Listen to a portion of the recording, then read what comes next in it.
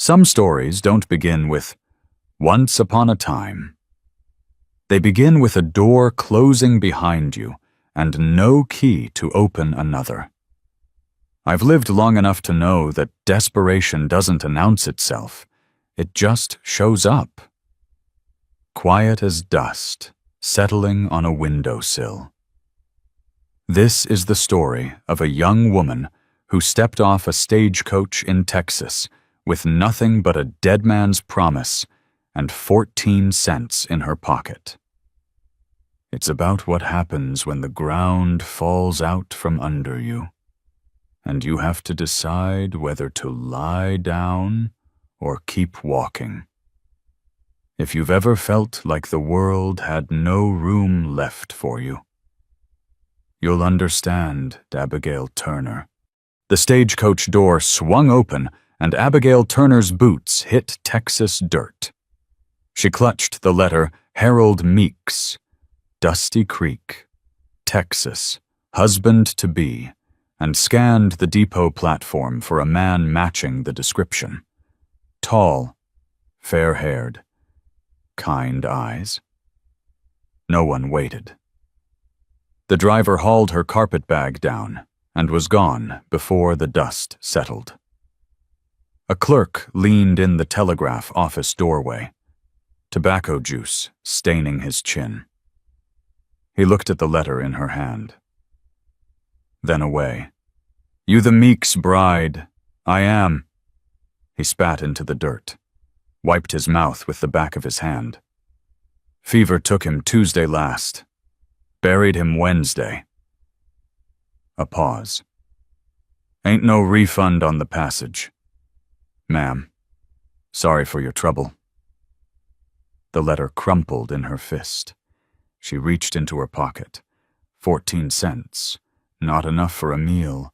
Not enough for a telegram home. Not that anyone in Ohio would answer.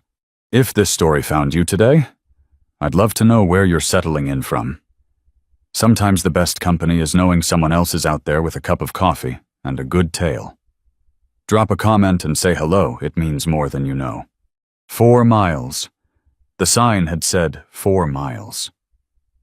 Abigail's left shoe split at the sole, somewhere past the 2nd mile. And now every step drove grit between leather and skin. She kept walking. The road stretched ahead. Wagon ruts baked hard in the summer heat, cottonwood trees throwing long shadows across the dust. Her carpet bag grew heavier with each quarter mile. She shifted it to her other hand, shifted it back. The calico dress clung to her shoulders, damp with sweat that had long since stopped cooling her. A fence line appeared. Then a barn, weathered gray, its paint peeling in long strips. Beyond it, a house sturdy, square, a porch running the length of the front. Smoke rose thin from the chimney. Someone lived here, someone who might need help. She reached the gate and stopped. A man worked at the far fence, hammer rising and falling in steady rhythm. Tall, broad shoulders, hat pulled low against the slanting sun. Abigail's throat was too dry to call out. She unlatched the gate, stepped through, and started toward him. He saw her before she'd crossed half the distance. The hammer stilled. He straightened, watching her approach with the wariness of a man who didn't get visitors. Up close, she could see the sweat darkening his shirt, the dust caked on his boots, the hard line of his jaw beneath 3 days of stubble. "I'm looking for work." Her voice came out rough. "Anything. Cooking, cleaning, mending. I can keep books if you need." He pulled off his work gloves, slow, 1 finger at a time.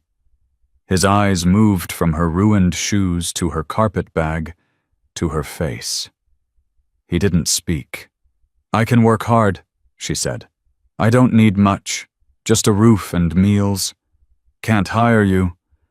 His voice was flat, worn down like old leather. "Got no money for wages." The sun dropped lower.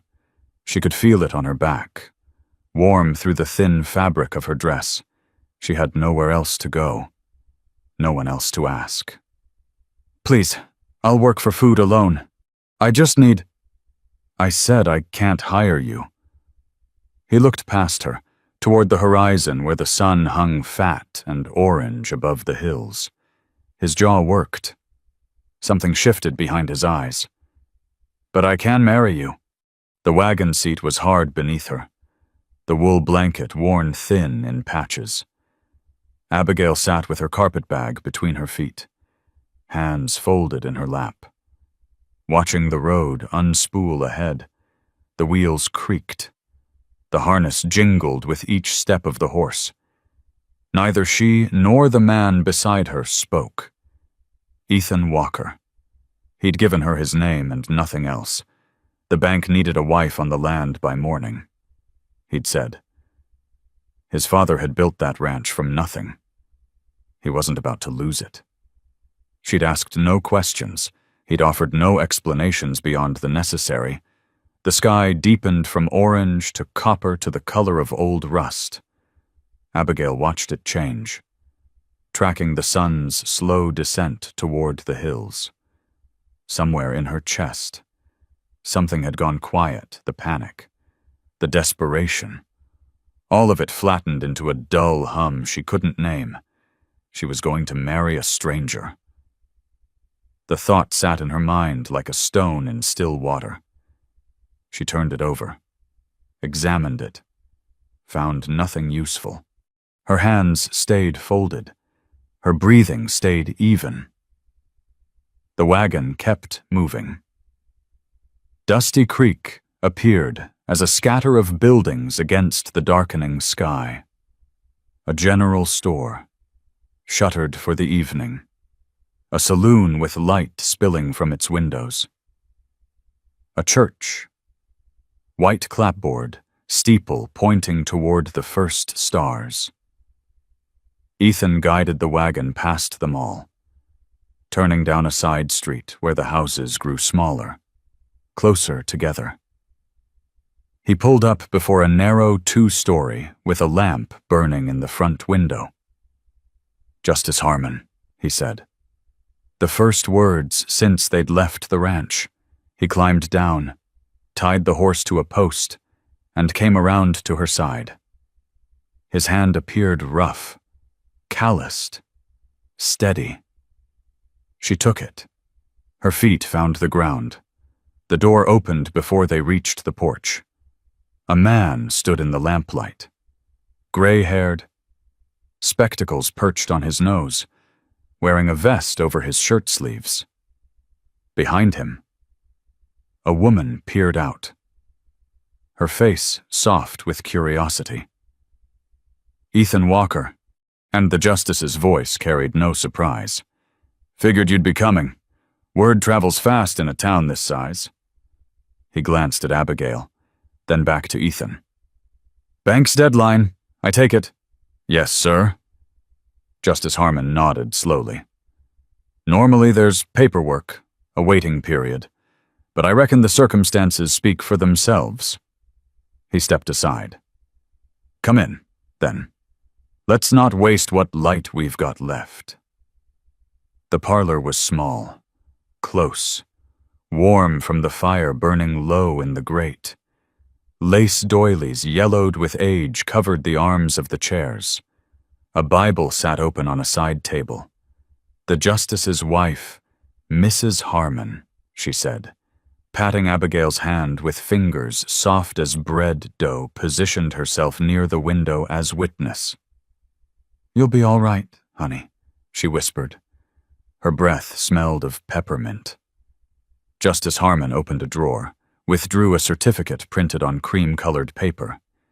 He smoothed it flat on the table, uncapped a pen, and looked at Ethan. "Full names are Ethan James Walker." The pen scratched. "And the bride, Abigail Rose Turner." More scratching. The fire popped. Somewhere outside, a dog barked twice and fell silent. "You have a ring." Ethan reached into his pocket. When his hand emerged, something small glinted in the lamplight, a thin gold band, a chip of garnet set in the center, the metal worn smooth at the edges. "Belonged to my mother." His voice dropped, went rough. "She ain't around to give it proper." He held it out. Abigail extended her left hand. Her fingers trembled, she couldn't stop them, and he steadied her with his other hand. His palm warm against her knuckles. The ring slid on. It fit. Still warm from his pocket.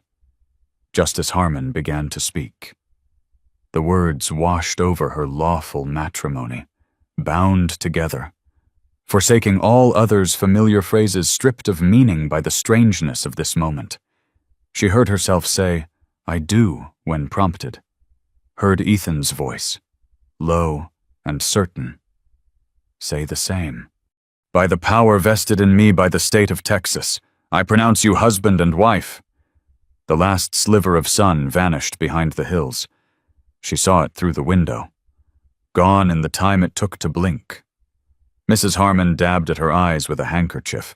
Justice Harmon turned the certificate toward them, pointing to lines at the bottom. "Sign here. Both of you."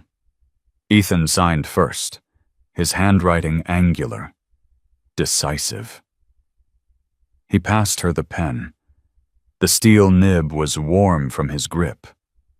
She wrote her name, her new name, she realized, though no one had said it aloud, and set the pen down. "Congratulations, Mr. and Mrs. Walker." Justice Harmon's voice was kind. "May the Lord bless your union." Ethan nodded once. He didn't smile. Neither did she. The ride back was darker, colder. A coal oil lantern swung from an iron hook on the wagon, throwing shadows that jumped and swayed with each rut in the road. The stars had come out, thick and bright, and a sliver of moon hung low in the east. Abigail looked at the ring on her finger. The garnet caught the lantern light, glowed red for a moment, then went dark again. A dead woman's ring, a stranger's mother. She was Mrs. Walker now. The ranch appeared out of the darkness, the house a solid shape against the sky. Ethan guided the wagon to the barn, unhitched the horse with practiced efficiency, and led her across the yard to the back door. The kitchen was dark, cold. He lit a lamp, and the room took shape around them: cast iron stove, pine table, shelves lined with jars and tins. "This way." He led her down a narrow hallway to a door at the end. Inside, a bed covered with a hand-stitched quilt, a pine washstand holding a white pitcher and basin, a window looking out on nothing but night. "This one's yours." He set her carpet bag inside the door. "Latch works from inside." She looked at him. His face was unreadable in the lamplight. All planes and shadows. "Thank you," she said. The words felt inadequate, absurd. He nodded, stepped back into the hallway. The door closed between them, and his footsteps retreated down the hall, growing fainter until they disappeared. Abigail stood alone in the room that was now hers, the ring pressed against her finger, unfamiliar weight. The quilt on the bed had been stitched by hands she would never know, in a pattern of interlocking circles that might have meant something to someone. Once. She crossed to the window and looked out. Darkness, the faint outline of the barn. Nothing else. Somewhere in this house, a stranger her husband was settling in for the night. Tomorrow the bank would come. Tomorrow her presence here would matter, would mean something on a piece of paper. But tonight, in this small room that smelled of dust and lavender and years of emptiness, she was alone with a question she couldn't answer. What had she just agreed to become? She woke before the light came. The room was cold, the quilt heavy on her chest. For a moment she didn't know where she was the ceiling wrong, the shadows wrong, the smell of dust and lavender instead of the sour dampness of the boarding house in Ohio. Then it came back. The stagecoach, the dead man, the stranger who was now her husband. Abigail pushed the quilt aside and sat up. Her feet found the floor, bare boards cold enough to make her wince. She dressed quickly in the dim gray that seeped through the window, the same calico dress. Wrinkled now. The only one she had besides the Sunday dress folded in her carpetbag. The hallway was silent. She moved through it on careful feet, listening for any sound from behind the other closed door. Nothing. She found the kitchen and stopped in the doorway. Taking stock. Cast iron stove. Cold and dark. Pine table scarred with knife marks. Shelves holding jars of preserves. Tins of coffee and flour. A crock of bacon grease. No dishes in the dry sink. No crumbs on the counter. A bachelor's kitchen, kept clean by habit rather than care. She opened the stove, found kindling and matches in a box beside it, and built a fire. The wood caught, flames licked up through the grate. She fed it larger pieces until it crackled steady, then filled the speckled enamel coffee pot from the pump at the sink and set it on the stove top. By the time the coffee boiled, light had begun to creep across the floor. She found 2 tin cups, poured one full, and stood by the stove, drinking it. Standing, not sitting at the table like she belonged there. Footsteps in the hallway, heavy, deliberate. Ethan appeared in the doorway. Suspenders already up, boots already on. He stopped when he saw her. "Coffee's ready," she said. He crossed to the stove, poured himself a cup, and drank half of it in one long swallow. Up close, she could see the lines around his eyes, the stubble darker than yesterday, the way his shoulders stayed tight even here in his own kitchen. "I'll be in the south pasture till noon." He finished the coffee, set the cup in the sink. "There's bread in the box, bacon in the crock." Then he was gone. The back door banging shut behind him. And she was alone again. She ate standing. Bread and bacon grease, washed down with more coffee. Then she explored. The house was larger than it looked from outside. A parlor she hadn't seen last night, furnished with a horsehair settee and 2 chairs arranged around a cold fireplace. A Bible on the mantel, its spine cracked, pages soft with use. A sampler on the wall. Cross-stitched flowers framing words she didn't stop to read. A woman had lived here once, Ethan's mother, the one who'd owned the ring now on Abigail's finger. But the sampler was faded. The cushions on the chairs flattened by years, and dust had gathered in the corners where a broom hadn't reached. Whoever she'd been gone a long time. Abigail found the desk in a small room off the parlor. An oak desk, its surface cluttered with papers, envelopes, a dried-out inkwell. She shouldn't look. It wasn't her place. She looked anyway. The ledger was shoved in the bottom drawer, its leather cover cracked at the spine. She pulled it out, opened it on the desk, and felt her breath catch. Chaos. 3 years of entries in different hands, one neat and precise, the other cramped and uncertain. Columns that didn't add, numbers crossed out and rewritten, interest calculations that made no sense. Her father had taught her numbers. Before the scandal, before the bankruptcy, before he'd put a pistol to his head rather than face the men he'd cheated. He'd sat with her at the kitchen table in Ohio and shown her how to read a ledger. Assets and liabilities, credits and debits, the math that told the truth when people lied. She carried the ledger to the kitchen table and began. The morning passed. The fire burned down, and she fed it without looking up. Her coffee went cold, and she didn't notice. The numbers consumed her, each entry a puzzle piece. Each calculation a thread to follow. By noon, she'd found the first error, a payment marked twice, once in the neat hand and once in the cramped. She circled it. Kept going. Ethan came in for dinner. She'd forgotten to cook anything. He looked at her sitting there with papers spread across his table, looked at the cold stove, and said nothing. He cut himself bread and cheese, ate standing by the window, and went back out. She barely noticed him leave. The afternoon brought more errors, interest charged on amounts already paid, fees that appeared from nowhere, small enough to miss if you weren't looking. Always in the bank's favor. Always just a few dollars here, a few there.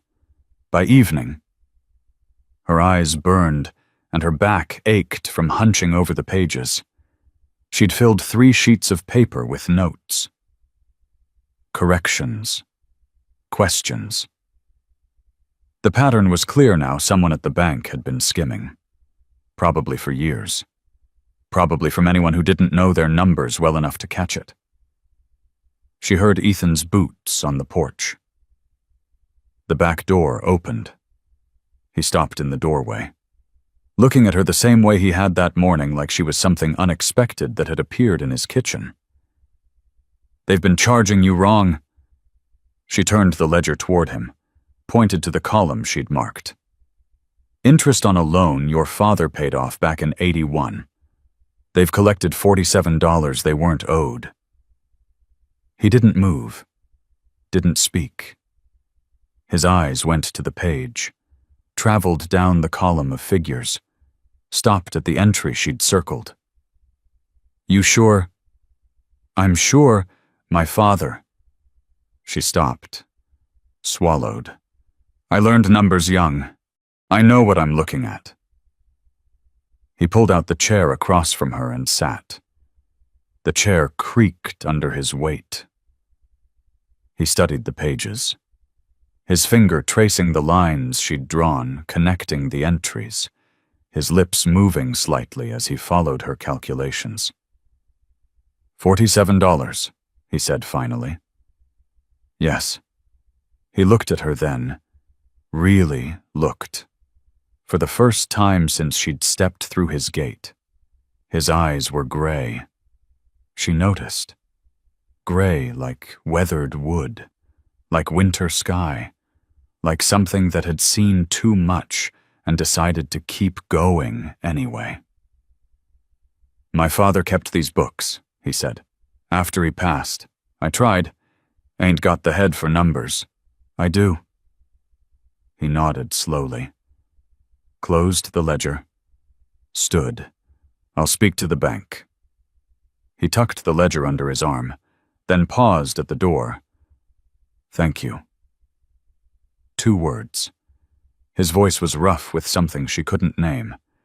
Then he was gone again. Out to the barn.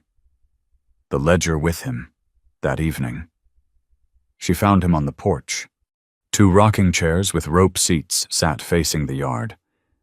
And he occupied one, boots propped on the rail, watching the last light fade from the sky. She hesitated in the doorway. "Coffee's in the pot," he said without turning. "If you want," she poured 2 cups and carried them out, handed him one, sat in the other chair. They didn't talk. The rockers creaked, out of rhythm with each other at first, then slowly finding a shared tempo. The sky turned colors she had no names for: rust and amber, and something deeper at the edges. The cattle lowed in the distance. A bird sang its evening song and fell silent. Her cup emptied. She didn't move to refill it. "Ethan," she said, testing the name. He turned his head, just slightly. "Thank you. For the room. For—" She gestured vaguely at the land, the house, all of it. "This." He was quiet for a long moment. Then, "You earned it." 3 words, but something in them felt like more. The stars came out, one by one, and still neither of them moved to go inside. The silence between them had changed, somehow less empty, more shared. 2 people sitting with what they didn't say. When she finally stood to leave, her hand brushed the arm of his chair. He didn't pull away. She walked to the door, paused with her fingers on the frame. "Good night, Mr. Walker." "Ethan," he said. "You can call me Ethan." She carried his name into the house, into the dark hallway, into the small room that smelled less like dust now, and more like something she couldn't quite place. But as she lay in the dark, waiting for sleep, a thought surfaced, one she'd pushed aside all day, too busy with numbers to face it. $47 was a lot of money for a struggling ranch. The bank would have questions when Ethan showed them the proof. They'd want to know who'd found the errors, who'd gone through the books with such careful attention. And when they learned it was his new wife, the stranger he'd married just yesterday, they'd start asking questions about her. 2 questions she wasn't ready to answer. The weeks found their rhythm. Abigail learned the shape of the days up before light. Coffee on the stove by the time Ethan's boots hit the hallway floor. Breakfast eaten together now at the pine table, scarred with decades of knife marks. He'd leave for the pastures, and she'd turn to the house. To the endless small tasks that filled the hours between his leaving and his return. She mended the calico curtains in the parlor, the fabric so sun-faded it tore if she pulled the needle too hard. She scrubbed the floors on hands and knees until the pine boards showed their grain. She organized the pantry, wiped years of dust from the preserves his mother must have put up before she died. Threw out the jars where the seals had gone bad, and mold bloomed dark beneath the lids. The ring on her finger stopped catching her attention every time she moved her hand. It was just there now, part of her, like the calluses forming on her palms. On the 4th day, Ethan took her to the stable. "If you're going to live on a ranch," he said, "you need to know horses." The bay mare stood patient in her stall, dark eyes watching as Abigail approached. The smell hit her first hay and manure, and the warm animal musk that filled the space like something living. Up close, it was overwhelming. Rich. Real. "This is Belle." Ethan ran his hand down the mare's neck. "She's gentle. Won't spook on you."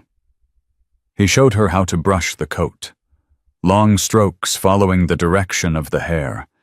How to check the hooves for stones, lifting each leg with calm confidence that made the horse comply without fuss.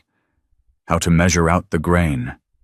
How to fill the water trough from the rain barrel outside. How to read the small signs that told you something was wrong before it became serious. Abigail listened, watched his hands, tried to match her movements to his. "Not so hard," he said when she brushed. "Firm, but easy, like scratching an itch she can't reach herself." She adjusted her pressure. Belle's ears flicked forward and she leaned into the brush, a low sound rumbling in her chest. That's it. They worked side by side. Ethan with his roan gelding, Abigail with the mare. The stable was warm despite the morning chill, filled with the sounds of hooves shifting on straw, of horses breathing, of bristles moving through hair. Neither of them spoke beyond what was necessary. It was enough. By the third week, she could saddle Belle without help, though the buckle still gave her trouble when her fingers were cold. By the fourth, she rode out with Ethan to check the fence lines, her thighs aching by midday, her hands raw from gripping the reins too tight. He didn't comment on her awkwardness, just pointed out landmarks as they passed the creek that marked the northern boundary, the stand of cottonwoods where his father had proposed to his mother 40 years back, the rocky outcrop everyone called Devil's Thumb for reasons nobody remembered anymore. She learned the cattle, too. The black heifer with the white blaze down her face. The old bull with the torn ear who'd survived a fight with something years ago and walked with a hitch in his step ever since. The spring calves that scattered when she rode too close, then crept back, curious, once she'd passed. The land opened around her, vast and brown and nothing like Ohio.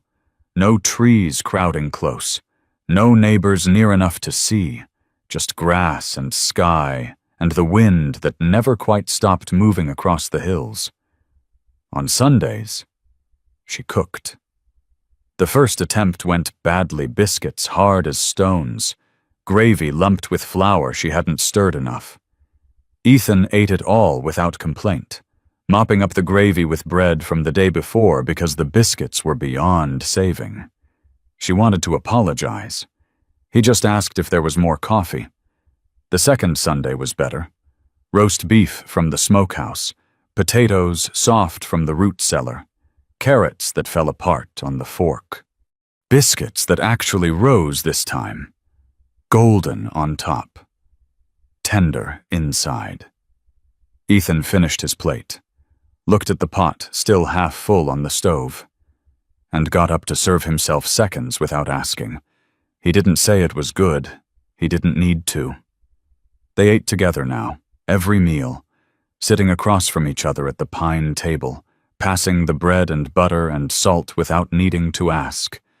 His silence had stopped feeling like a wall.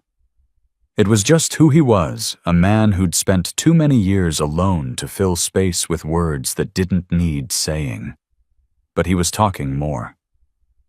Small things at first, the price cattle were fetching in San Antonio, the weather signs he read in the way the clouds moved, the creek that rose 3 days before rain ever reached the ranch because the water came down from the hills. Then larger things. His father had died in the drought of 79. Not from thirst, there'd been water enough to keep a man alive, but from watching his herd thin to nothing over 6 weeks of brown grass and empty sky. 50 head lost before it broke. His father had gone to the barn one evening and not come back till morning. And when Ethan found him, he was sitting on an overturned bucket, hands shaking too hard to hold a cup. He lasted another year after that, Ethan said. But he wasn't the same. Something in him just stopped. Abigail listened. She didn't offer comfort what comfort was there to offer for a grief 7 years old, but she poured him more coffee. And he wrapped his hands around the cup like he was holding on to something solid. She shared nothing of Ohio. He didn't push. The 5th week brought rain. It started in the night, a soft pattering on the roof that grew to a steady drum by morning. Abigail woke to gray light and the smell of wet earth coming through the window she'd left cracked open. The air had changed cooler, thicker, carrying something green and alive that made her chest loosen in a way she didn't understand. Ethan was already gone when she came to the kitchen, his coffee cup empty in the sink. She poured her own, and stood by the window, watching the rain fall in sheets across the yard, filling the rain barrel by the stable until water spilled over the rim and pooled in the mud below. She found him in the stable an hour later, working on a harness that had snapped the day before. The leather was old, cracked in places, and he sat on an overturned crate with the pieces spread across his knees. She'd brought coffee, steam rising from the rim of the cup despite the rain. "Thought you might need this." He took it without looking up. His fingers moved over the leather, threading a new strap through the brass fittings gone green at the edges. She watched him work, the rain drumming steady on the roof overhead, the horses shifting in their stalls. "Can I help?" He glanced at her, then at the tangle of straps and buckles on the bench beside him.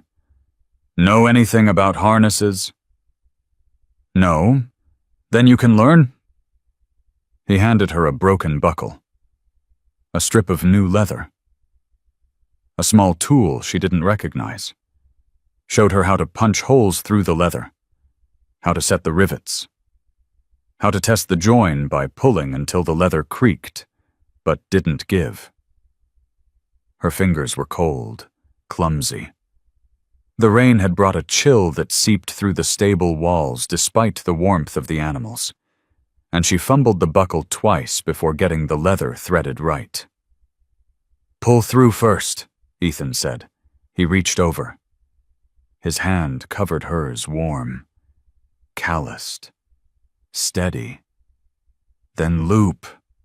His palm pressed against her knuckles. She could feel the roughness of his skin, the strength held careful, the warmth that cut through the cold in her fingers. The leather slid into place beneath their joined hands. "Like that," he said. His hand stayed. One breath, two. Then it was gone. And he was back at his own work, and the rain kept falling. And neither of them spoke about what had passed between them, but she remembered.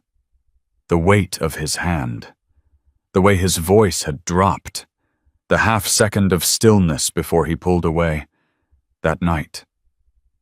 Lying in her room with rain still tapping at the window.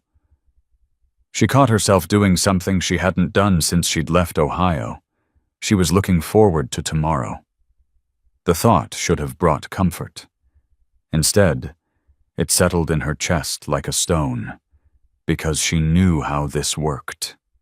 She'd watched it happen with her father, the slow building of something good, the careful accumulation of ordinary days, and then the single moment when everything fell apart. She'd let herself start to believe, and believing was dangerous, because her father had believed too, had built a life on promises and numbers that didn't add up. And when the truth came out, he'd chosen a pistol over facing what he'd done. Ethan didn't know. He'd married a stranger to save his land, and he'd been kind. And he was starting to look at her in ways that made her breath catch and her hands go still. But what would happen when someone told him the truth? In a town this small, where word traveled faster than weather, it wasn't a question of if, only when. The rider appeared on the road just past 10 in the morning. Abigail saw him from the kitchen window where she stood drying the breakfast dishes. A dark figure on a dark horse, moving at an unhurried pace. Dust rising behind him in a thin cloud. City clothes she could tell even at this distance by the way he sat the saddle. Stiff and awkward. A man who spent his days behind a desk rather than on horseback. Ethan came in from the barn, his boots tracking mud across the floor she'd scrubbed that morning. He looked out the window, and his jaw went tight. "Bank," he said. "Get the good cups." She found them in the hutch, white china, with a blue pattern around the rim. No chips, the kind of dishes that only came out for company. The silver coffee service sat on the shelf above, tarnish darkening the crevices where polish couldn't reach. She carried it all to the kitchen, filled the pot with fresh coffee, arranged the cups on a tray with a lace doily gone yellow at the edges. By the time she finished, Ethan had washed his hands and face at the pump and changed into a clean shirt. He stood by the front door, shoulders squared, waiting. The knock came sharp. 3 quick raps. Ethan opened the door. The man who stepped inside was tall and thin, with a gold watch chain across his vest and a smile that showed too many teeth. He wore a city suit, dark gray, pressed sharp, and he didn't remove his hat when he crossed the threshold. "Mr. Walker," his voice was smooth, practiced. "Good of you to receive me on short notice." "Mr. Cartwright." Ethan's tone stayed even. "Careful. Come in. We can talk in the parlor." Abigail stayed in the kitchen, listening to their footsteps move down the hall. The creak of the parlor door. The murmur of voices too low to make out. She gave them 5 minutes, checking that the coffee stayed hot, arranging a few biscuits on a small plate. Then she lifted the tray and walked toward the parlor.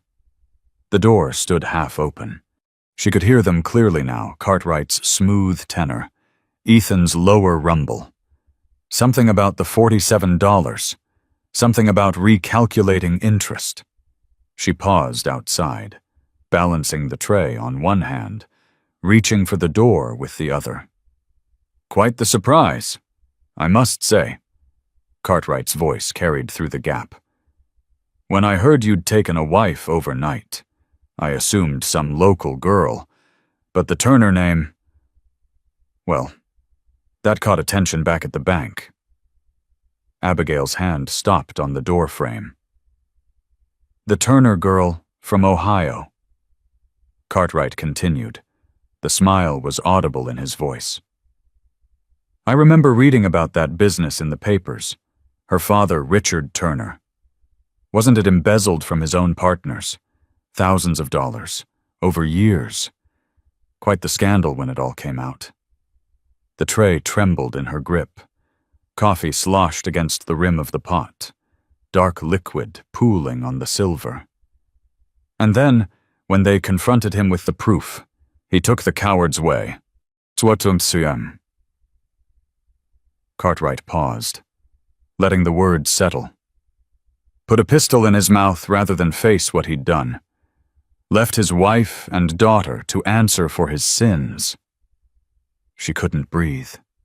The air had turned thick, wrong, filling her lungs but giving nothing back. "The board has concerns. Mr. Walker." Cartwright's tone shifted, went harder beneath the polish. "You've married the daughter of a thief and a suicide, a woman who grew up watching her father lie and steal from the men who trusted him. And now she's here, going through your books, finding errors nobody else noticed." A pause. "Some might call that convenient." The tray shook, coffee spilled over the rim, hot against her fingers. But she barely felt it. "What are you suggesting?" Ethan's voice came low, dangerous. "I'm suggesting nothing. Merely observing. The board looks at risk. Mr. Walker, character, judgment. You've shown yours by marrying this woman sight unseen, and she's shown hers by running from a scandal that followed her halfway across the country." Another pause. Longer this time. $47 is a small matter. We can discuss it. But the larger question remains, can the bank trust a man who makes decisions like this one? Abigail set the tray down on the hallway floor. Her hands wouldn't stop shaking. The cups rattled against the saucers, and she pressed her palms flat against her thighs to still them. She didn't hear Ethan's response, The blood pounded too loud in her ears, drowning everything but the echo of Cartwright's words. Thief, coward, running from scandal. She turned and walked back to the kitchen. Through the back door, across the yard to the stable. Belle raised her head when Abigail entered, ears pricking forward in recognition. The horse knew her now, her smell, her step, the way she moved through the space. Abigail found the brush without thinking, crossed to the mare's side, and began to stroke. Long movements, firm but easy. The same motion Ethan had taught her weeks ago, when she'd still believed she could make a place for herself here. Thief. Coward. She brushed harder. Belle shifted, made a low sound of complaint, and Abigail eased the pressure. She kept going. The rhythm was steady, mindless. Something to do with her hands, while her thoughts spiraled into dark water. She'd fixed the ledger, found the $47, helped save the ranch from the bank's quiet theft, and still she was the liability. Her father's face rose from somewhere she'd tried to bury, not the gray, slack face she'd found on the parlor floor, but the earlier version, the one from before, laughing at something she'd said, teaching her to read columns of figures at the kitchen table, promising her mother that everything would work out, that the investments were sound, that they'd be comfortable by Christmas. He'd been lying the whole time. Every smile, every promise, every gentle word, all of it built on theft. And she'd believed him because he was her father, and fathers didn't lie. But they did.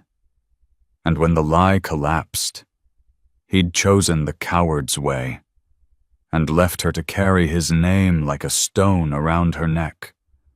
She brushed Belle until her arm ached, and the mare's coat gleamed in the stable's dim light. The horse stood patient through all of it, occasionally turning to look at her with dark, uncomplicated eyes. The stable door creaked. She didn't turn. He's gone. Ethan's voice, quiet. Behind her. She kept brushing. I heard a pause. She could feel him there, a few feet away, watching her. The silence stretched between them, different now from the comfortable quiet they'd built over weeks of shared meals and evening porches. What he said about your father is true. The words came out flat, stripped of everything.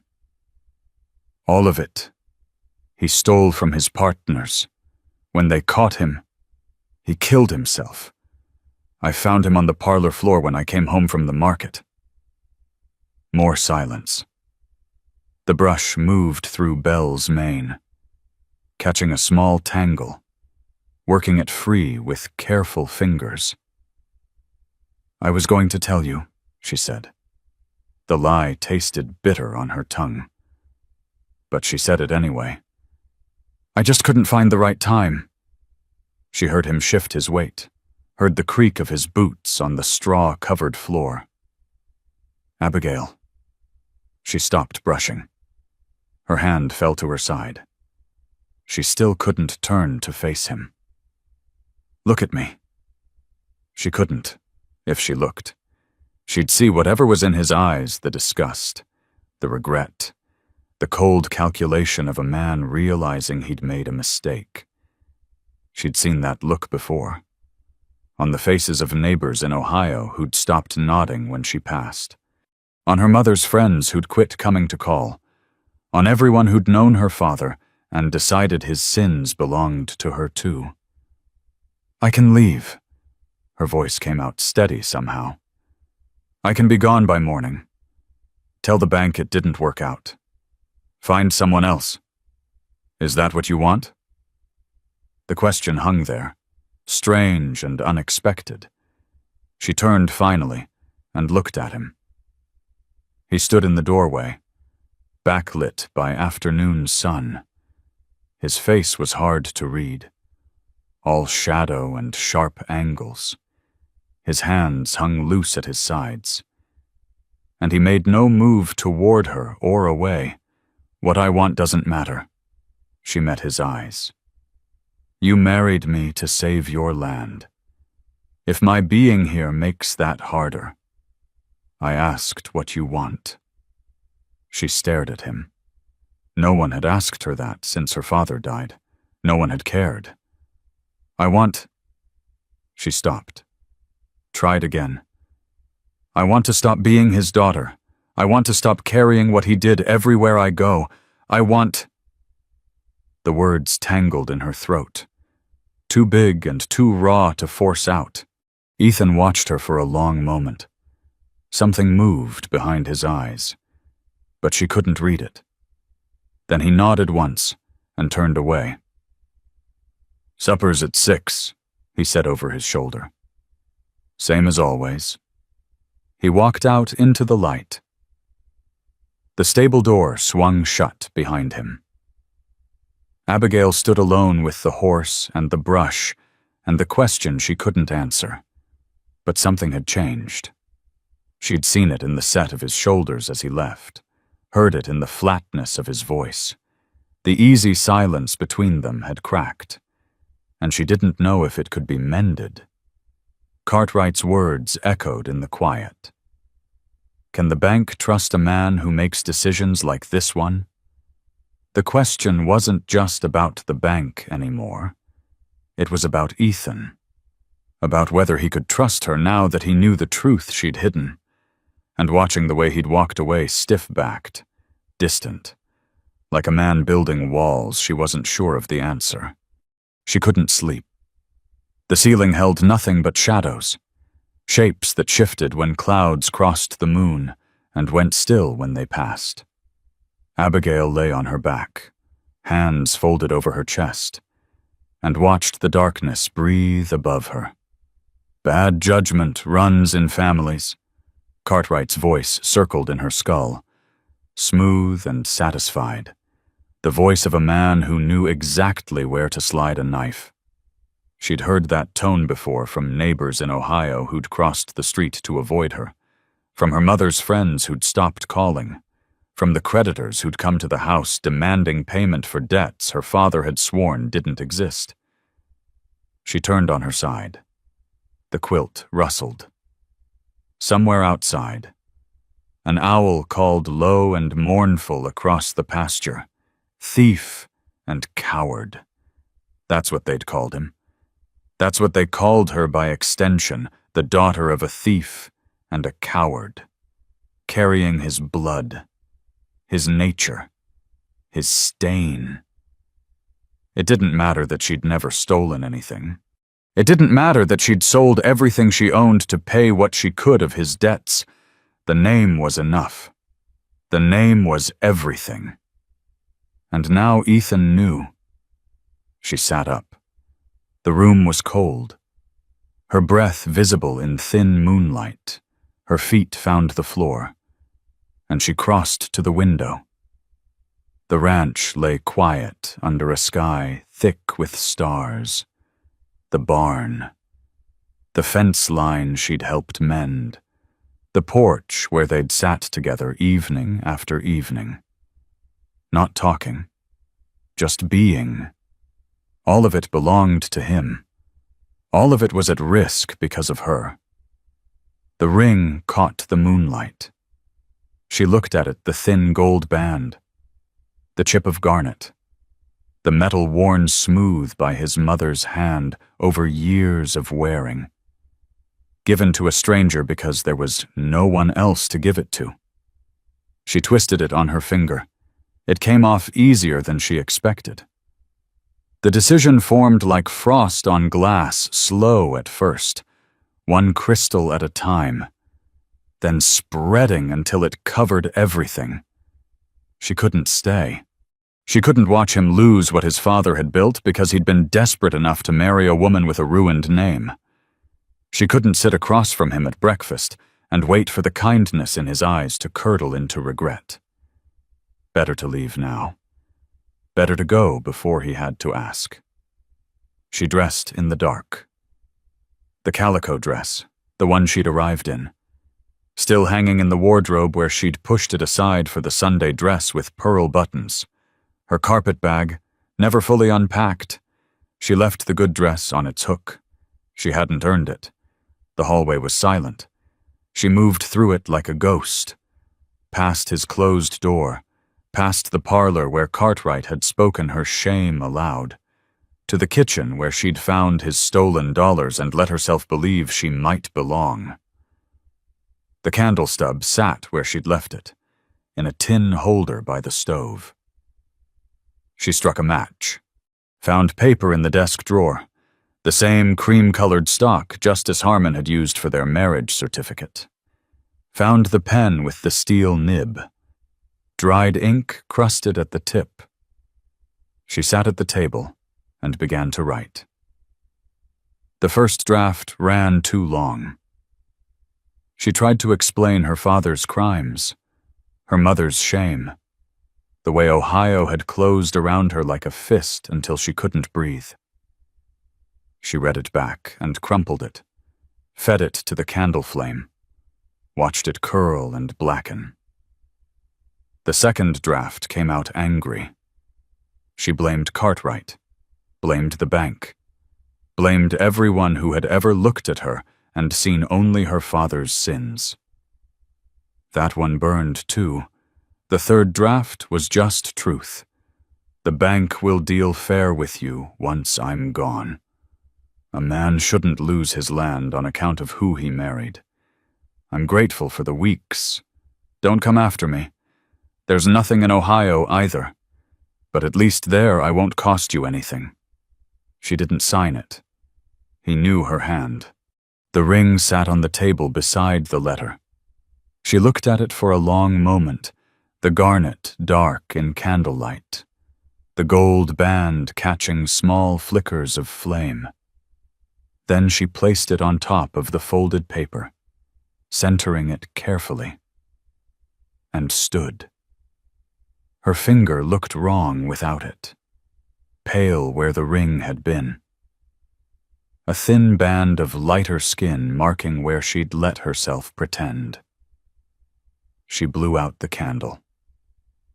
The back door opened onto darkness. The air hit her face, cold and damp, and she realized the fog had rolled in thick enough to swallow the barn, thick enough to taste on her tongue. She couldn't see more than 10 feet ahead. She stepped off the porch. Her foot found mud. The rain from last week had left the yard soft, and her boot sank to the ankle. She pulled it free with a wet sucking sound, stumbled forward, and her other foot went deeper. The carpet bag swung against her hip, throwing off her balance. She staggered, tried to catch herself, took another step. The ground gave way. She went down hard, knees first, then hands, then face. The mud was cold and thick, black in the darkness, and it filled her mouth, her nose, her eyes. She coughed, spat, tried to push herself up, and her hand sank deeper. The carpet bag had fallen somewhere beside her. She couldn't see it. She couldn't see anything. For a moment she just lay there, face down in the muck, in the dark, in the fog that erased everything. Her dress was soaked through, heavy with filth. Her hair hung in wet ropes around her face. The mud stank of manure and rotting grass, and it coated her skin, her clothes, everything she was. This is what you are. The thought rose unbidden, vicious as a blade. This is what you've always been, crawling in the dirt like your father's shame made flesh. She pushed herself to her knees. Her hands were black with mud, unrecognizable in the darkness. She wiped at her face, but her sleeve was just as filthy, and all she managed was to smear more muck across her cheeks, her forehead, her lips. The taste of it, iron and rot, and something sour filled her mouth. The stable. She needed to reach the stable. Take a horse, ride to town. Find the morning stage. That was the plan. But her hands wouldn't close on Belle's bridle. She stood in the stable doorway, dripping filth onto clean straw, and the mare looked at her with those dark, patient eyes. Belle knew her, had learned her smell, her voice, the rhythm of her hands with the brush. Belle wasn't her horse. Belle belonged to Ethan, to Broken Creek Ranch, to the life she was trying to leave behind. If she took the mare, she'd be a thief. She'd be exactly what Cartwright said she was. Her hand fell away from the leather. She'd spent 5 years trying to prove she wasn't her father. 5 years paying debts she didn't owe, apologizing for crimes she didn't commit, carrying shame that wasn't hers to carry. And now, standing in a stable that smelled of hay and horse and the life she'd almost let herself want, she'd been about to prove them all right. No. The word rose from somewhere deep, somewhere she'd thought had died with her father on that parlor floor. No. She wouldn't take what wasn't hers. She'd walk to town if she had to. She'd walk back to Ohio, but she wouldn't become the thing they believed she was. She picked up her carpetbag, mud-slick and heavy with filth, and turned toward the stable door. The fog was lifting now. Gray light crept along the horizon, the first pale edge of dawn. 4 miles to town. She'd walked it before, on blistered feet. With nothing but a dead man's promise and 14 cents, she could walk it again. She stepped out of the stable and started down the road. Behind her, somewhere in the house, a floorboard creaked. Ethan was awake. The road stretched gray and empty ahead of her. Abigail walked with her head down, watching her ruined boots leave prints in the mud. The fog had lifted enough to show the shape of the land, the fence lines, the cottonwoods, the distant scatter of buildings that marked Dusty Creek. 4 miles. Less now. She'd been walking for an hour, maybe more, and her legs had settled into a rhythm that asked nothing of her mind. 1 foot, then the other, then the first, again. The mud on her dress had begun to dry, stiffening the fabric until it crackled with each step. Her hair hung in matted ropes around her face, and she could feel the grit between her teeth, taste the iron rot of the barnyard filth she'd fallen into. She must look like something dragged from a swamp, a mad woman fleeing in the dark. Maybe that's what she was. The sun crept higher, burning through the last wisps of fog. The day would be warm once it got going. She could feel the promise of heat in the air, the way Texas mornings turned from cool to scorching in the space of an hour. By the time the stage came, she'd be dry at least, filthy, but dry. She didn't let herself think about what came after. 1 foot, then the other. That was enough. The depot appeared in the distance, the same weathered bench where she'd stood 6 weeks ago, with a dead man's letter crumpled in her fist. The same hitching post, the same telegraph office with its dusty windows, the same emptiness that had greeted her then and greeted her now. No stage yet. The morning run wouldn't arrive for hours. She crossed to the bench and sat. Set her carpetbag at her feet, mud-slick and heavy, folded her hands in her lap, waited. The town was beginning to stir around her. A shopkeeper unlocking his door, a woman hanging washing on a line behind one of the houses, a dog trotting down the main street, nose to the ground, searching for something only it could smell. No one looked at her. No one noticed the mud-caked woman sitting alone on the depot bench at dawn. That was fine. She didn't want to be noticed. She heard the hoofbeats before she saw the rider. Fast, urgent, coming from the direction of the ranch. Her hands tightened in her lap. She didn't turn to look. The horse slowed as it reached the edge of town. Hooves clattering on packed dirt instead of muddy road. She heard the creak of saddle leather. The heavy breathing of an animal pushed hard. Then the hoofbeats stopped. Boots hit the ground. 1 step. 2. 3. Coming toward her. Abigail. Ethan's voice, rough, winded, stripped of everything but her name. She looked up. He stood 10 feet away. His horse lathered and blowing behind him. He wore no hat, must have left without it, and his shirt was the same one from yesterday. Wrinkled, hastily buttoned. In one hand he held a folded paper. In the other, something small that caught the morning light. The ring. And the letter. "Don't," her voice came out cracked, rusty from the mud she'd swallowed. "Just don't." He took another step toward her. Stopped. His eyes moved over her, the filth coating her dress. The mud caked in her hair. The way she sat hunched on the bench like something that had given up. "You fell," he said. "Does it matter? You were going to take Belle." It wasn't a question. "Then you didn't." She looked at the ground, at her ruined boots, at her hands, still black with dried mud despite her attempts to wipe them clean. "I'm not a thief," she said. "Whatever else I am, I'm not that." He was quiet for a moment.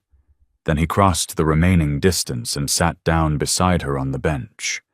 Not close enough to touch, just close enough to talk. "I knew," he said. She turned to look at him.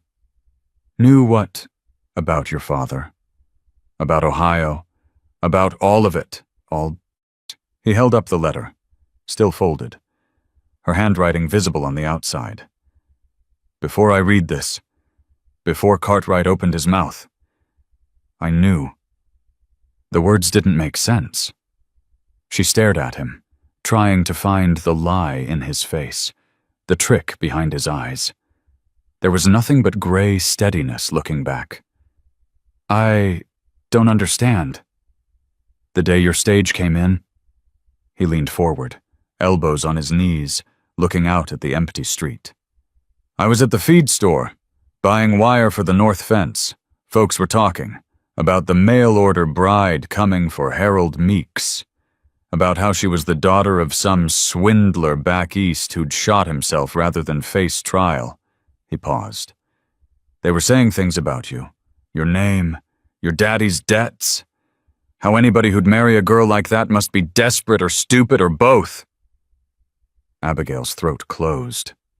She couldn't speak. I listened to every word. Ethan turned his head to look at her.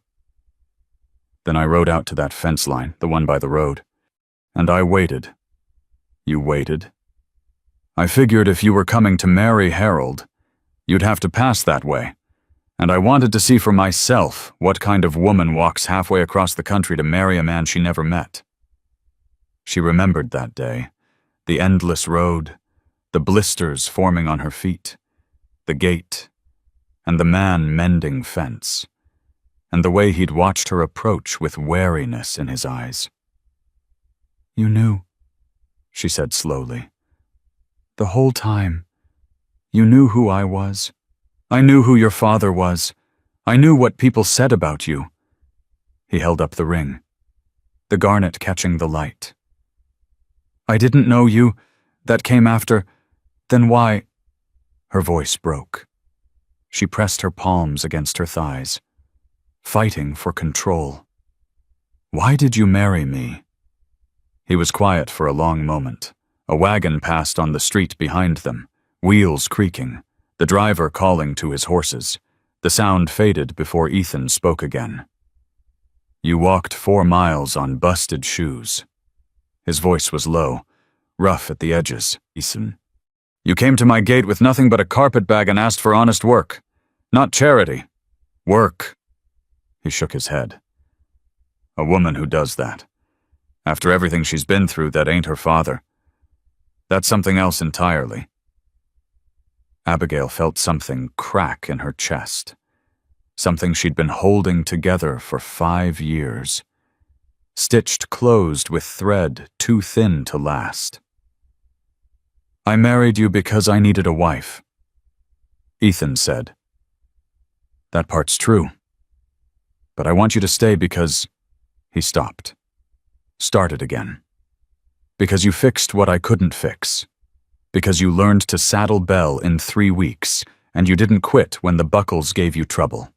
Because you sit on that porch with me every evening, and you don't try to fill the quiet with words that don't mean anything. He held out the ring. Not pushing it at her, just holding it there, in his open palm. Waiting. Your daddy's sins ain't yours to carry, he said. I don't care what Cartwright says. I don't care what the bank thinks or what folks in town whisper when we pass. My ranch ain't so weak it falls over because some banker's got a sharp tongue. She looked at the ring, at his hand, calloused and steady, offering it to her like something precious. I was going to steal your horse, she whispered. I had my hand on the bridle. I was going to take Belle and ride away, but you didn't. No. Why not? She thought about the stable, the moment her fingers had frozen on the leather, the word that had risen up from somewhere deep inside her. Because I'm not him. The words came stronger now. I'm not my father. I couldn't take what wasn't mine. Ethan nodded slowly. He reached over and took her hand, her left hand, the one still bare, still pale where the ring had been, and held it between both of his. Way I figure it, he said. Family ain't one person carrying all the weight, while the other just watches. It's 2 people choosing to stay. Every day. Even when staying's the hardest thing. He slid the ring onto her finger. It fit the same as before, warm from his pocket, snug against her skin. But this time felt different. This time she wasn't taking it because she had no choice. This time she was choosing it. Will you stay? He asked. The question hung in the air between them, behind her. The town was coming fully awake, more doors opening, more voices, the distant clatter of the general store's shutters being thrown back. The stage would arrive in a few hours. She could still get on it. She could still leave. She looked at Ethan, at his unshaven face and worried eyes, and the shirt stained with dust from riding hard to catch her. At the hand still holding hers like he meant to keep holding it. Yes, she said. I'll stay. They rode back together. Ethan had brought his roan, and Abigail sat behind him on the saddle, her arms around his waist, her cheek pressed against his back. The horse moved at an easy walk, unhurried now that the chase was over. The sun climbed higher with each mile, burning off the last traces of morning mist, warming the mud-stiffened fabric of her dress until it began to soften against her skin. She didn't speak. Neither did he. But the silence between them had changed no longer the careful quiet of strangers sharing a house, but something closer, more certain. The silence of 2 people who had said what needed saying and could rest in what remained. The ranch appeared over the last rise, the house and barn solid against the blue sky. Smoke rose thin from the kitchen chimney, the fire she'd left banked last night, still burning. Everything looked the same as it had when she'd left in the dark. Everything looked different. Ethan guided the horse to the barn, dismounted, and helped her down. His hands were steady on her waist, and she let herself lean into them for just a moment before finding her feet. "You need to wash up," he said. His voice was quiet, ordinary. "I'll put coffee on." She nodded, crossed the yard to the pump by the back door, and worked the handle until cold water gushed out. She cupped it in her hands and splashed her face, felt the mud loosen and run in dark rivulets down her neck. Again and again she pumped, scrubbing at her cheeks, her forehead, her hair, until the water ran clear and her skin stung from the cold. The dress was beyond saving. She went to her room. Still, despite everything, and changed into the Sunday dress with the pearl buttons, the one he'd bought for her in town, the one she'd left behind when she tried to run. When she came to the kitchen, he was standing at the stove, watching the coffee pot. 2 tin cups sat on the table. The letter she'd written was nowhere to be seen. "Porch?" he asked. "Porch." They carried their cups outside and settled into the rocking chairs. The same chairs where they'd sat so many evenings before. The sun was higher now, warm enough to drive the chill from the air, and the yard stretched out before them familiar, unchanged. Home. Abigail took a sip of her coffee. It was strong, the way he always made it, bitter enough to make her eyes water. She drank it anyway. "Why didn't you tell me?" The question came out before she could stop it. "If you knew from the beginning, why didn't you say something?" Ethan rocked his chair slowly, looking out at the pasture where the cattle grazed in the morning light. A long moment passed before he answered. "Because knowing and believing ain't the same thing." His voice was quiet, thoughtful. "I could have told you I didn't care about your daddy's sins. Could have said the words every day for a month. But you wouldn't have believed me. You'd have thought I was just being kind, or that I didn't really understand, or that someday the truth would sink in and I'd change my mind." He looked at her then, and his eyes were steady, gray as weathered wood. "You had to see for yourself that you didn't break nothing here. Had to wake up every morning and find everything still standing.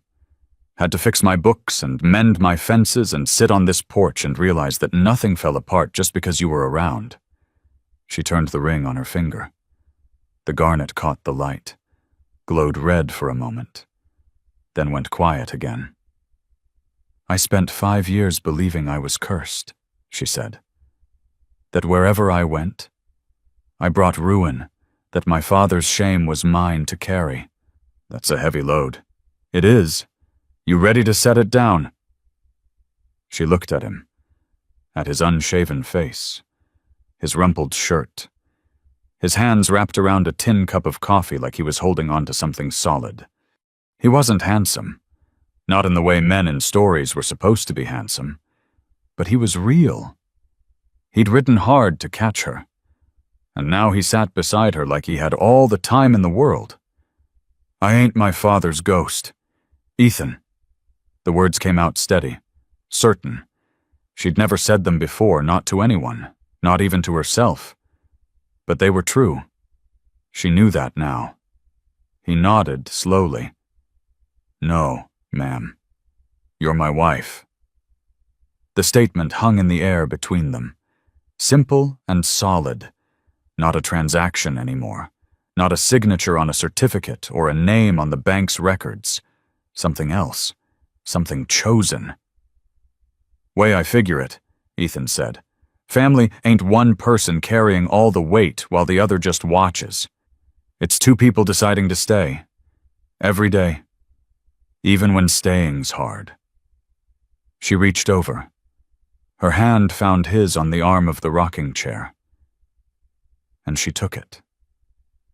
His palm was rough, calloused, warm from the cup. She held it like she meant to keep holding it. Neither of them moved to go inside. The coffee cooled in their cups. The sun climbed higher. Somewhere behind the barn, a rooster crowed, and the cattle stirred in the pasture, and the day opened up around them ordinary, unremarkable, full of small tasks that needed doing. Later, there would be chores. The horses needed feeding. The fence in the north pasture needed checking. The ledger needed updating with the $47 the bank still owed them.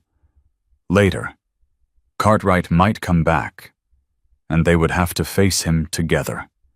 And there would be hard conversations, and harder decisions, and a future that nobody could predict. But that was later. Right now, there was this two people on a porch, holding hands in the morning light, watching the ranch come awake around them. Abigail took a breath. The air smelled of coffee and horses and the clean dust of Texas in summer. It smelled like something she'd almost let herself forget existed. It smelled like home. "I should go feed Belle," she said. "No rush. The fence will still be there in an hour." She looked at him. He was watching the pasture. A small smile playing at the corner of his mouth. She'd never seen him smile before. It changed his face, softened it, made him look younger than his 32 years. "All right," she said. "An hour." They sat. The rockers creaked, slowly finding the same rhythm. The sun rose higher, burning off the last of the night's chill. And the day stretched out before them, unhurried and full. The ring on her finger caught the light. She looked at it, really looked, for the first time since Ethan had slid it back onto her hand at the edge of town. The gold was worn smooth by his mother's years of wearing. The garnet was small, almost plain, a chip of red in a simple setting. But it fit. It had always fit. She just hadn't let herself believe it. She lifted his hand to her lips and pressed a kiss to his knuckles. His skin was rough against her mouth, tasting of dust and salt and coffee. He turned his head, surprised, and she met his eyes. "Thank you," she said, "for coming after me." "I'll always come after you." His voice was quiet, certain. "Long as you want me to." She laced her fingers through his and settled back in her chair. The rocker creaked beneath her. The coffee had gone cold. But she didn't move to refill it. There was no rush anymore. There was only this, the porch. The morning. The man beside her who had chosen her, not despite her past, but knowing it fully. The marriage that had begun in desperation had become something else. Not perfect, not easy, but hers. And for the first time in 5 years. Abigail Walker let herself believe that she deserved it. There's a quietness that settles after a story like this one. Something tender, maybe a little heavy, sitting in the chest like a memory you haven't thought about in years. That's all right. It doesn't need a name. Many of us have carried things we didn't choose, the weight of someone else's mistakes, the shadow of a name we didn't earn. Some of us have walked into rooms wondering if we belonged there, or loved people who never knew how much courage it took just to stay. Perhaps you've held something quietly for so long that you forgot you were holding it at all. This story doesn't need to teach anything. It doesn't need to be resolved or understood. Some things just are the way Abigail stood at that gate, the way Ethan rode after her in the early morning light, the way two people decided to stay when staying was the hardest thing to do. It's okay to let it rest there. Not every ending needs to be wrapped up neat. Sometimes the most honest thing is simply to sit with what remains. Thank you for being here. Thank you for listening all the way through.